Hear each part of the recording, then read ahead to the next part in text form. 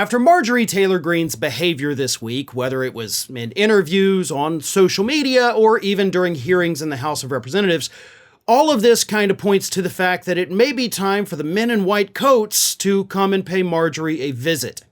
Now, honestly, just me personally, I feel like her performance this week definitely shows us that she is not stable enough mentally to be a part of the general population. No, I believe that Marjorie Taylor Greene needs constant, 24-hour, round-the-clock psychological help. And here's what I'm talking about. During an interview with Steve Bannon on Tuesday, Marjorie Taylor Greene went off a little crazier than usual and said this: "Our country is gone. We are post-Constitution, and that's because the Democrats in New York, the state of New York, convicted President Trump for 34 felony counts that are fake charges and nothing but a political attack and lies. And Steve, I'm done. What I wanted to hear in our conference today is that we're going to shut down the government and demand that the state of New York turn over these convictions. Republicans up here in Washington just want to toss it over to the Supreme Court and say the Supreme Court needs to do their job and they need to stop all of this mess. I mean, we're going to have to literally have an exorcism of Mike Johnson and get the demons out of him so that he can think clearly again and stand up to Hakeem Jeffries and stand up to Chuck Schumer and tell Joe Biden to kiss his ass." There's more, and I get to that in a second, but let's talk about this for a minute.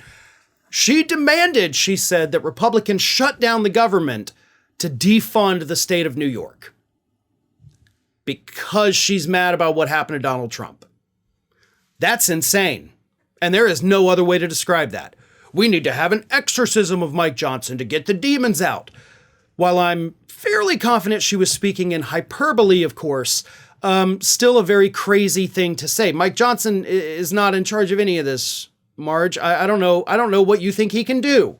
Congress can't do anything. You're not going to shut down the government. You can't just shut down the government on a whim, right? You don't have a spending bill pending that's going to lead to a government shutdown right at this very moment. So what are we even talking about? You can't just go in and be like, no, we're shutting it down. Spring break, baby. Like, that's not how it works. Not at all. And you've been there long enough to where you should know that. But again, she got crazier.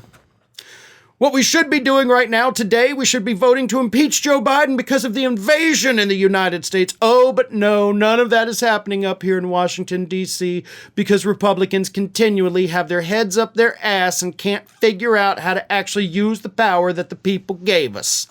This is a new time in America, and I am so fed up, Steve. I am so fed up. I am so sick of it because I know people at home are sick of it. People are sick and tired of a feckless, useless Republican Party that never does a damn thing to stop any of this. They just sit in the boat and row along with the Democrats and row. Nice repetition there, by the way. Yeah, here's the thing. The people elected you not to impeach Joe Biden. They didn't elect you to exact political revenge. They elected you to actually do your damn job, which, according to statistics, you're not doing. None of the Republicans in Congress are. Statistically, the fewest number of bills ever passed in the history of the House of Representatives. You're not doing your job, and you can whine and complain about these other Republicans not going along with your bat crap crazy plans all you want. The fact of the matter is you were elected to do a job, and you're not doing it because you would rather, appease your little boyfriend, Donald Trump. She got even crazier. This is what she posted on social media. Democrats are abusing our justice system to target political opponents like President Trump. Their sham trial is a disgrace. I'll be talking with Speaker Johnson. Our Republican conference has to take action. I have articles of impeachment against Joe Biden drafted and ready. I'll force a vote if I have to. It's time for Republicans to grow a spine and hold Democrats accountable. For what? For what? Like, you literally can never tell us for what. You can't ever actually give us a real reason because you don't have one. You have articles of impeachment drafted. If you have evidence that Biden committed a crime, go forth with them. But you don't. You are doing this as political theater, just like you did in the hearing with Anthony Fauci when you refused to call him doctor. Which then, of course, we also had that little press conference she held in the hallway on Tuesday, where she said that Fauci should be put in prison. He should be tried for crimes against humanity.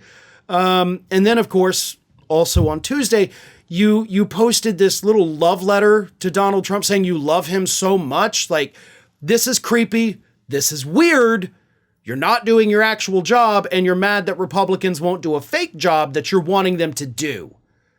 Marjorie Taylor Greene is nuts, and there is no other way to describe her.